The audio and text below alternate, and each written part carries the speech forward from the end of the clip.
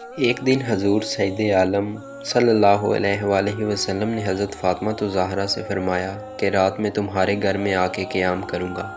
تو حضرت فاطمہ الزہرا نے کہا کہ یا رسول اللہ، یہ تو بڑے نصیب جاگ گئے، رات حضور گھر تشریف لے گئے۔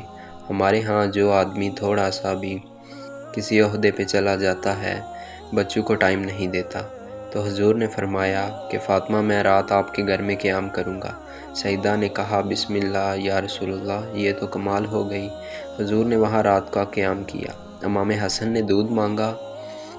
اچھا، حدیث کے راوی مولا علی شیر خدا ہیں، سبحان اللہ، کہتے ہیں چپ ہو کر سو رہا تھا، میں نے سائڈ پہ چادر اوڑھی اور میں آرام کر رہا تھا۔ امام حسن نے دودھ مانگا۔ سیدہ فاطمہ اٹھنے لگی تو حضرت تو فرمایا نہیں فاطمہ، آج میرے ساتھ سوئے ہیں، دودھ بھی میں ہی پلاؤں گا۔ آپ صلی اللہ علیہ وآلہ وسلم اٹھے، بکری کا دودھ دویا، پھر اسے برتن میں ڈالا۔ ابھی حضور امام حسن کو دینے لگے تھے کہ امام حسین نے بھی مانگ لیا۔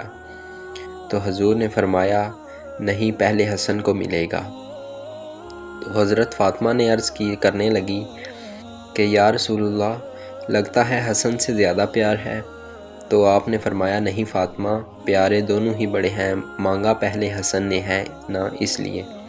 پھر حضور فرمانے لگے کہ حضرت علی فرماتے ہیں، کہتے ہیں حضور فرمانے لگے فاطمہ، تو بھی، میں بھی، حسن بھی، حسین بھی، اور یہ جو لیٹے ہیں سو رہے ہیں، کہتے ہیں چادر اوڑھی ہوئی تھی۔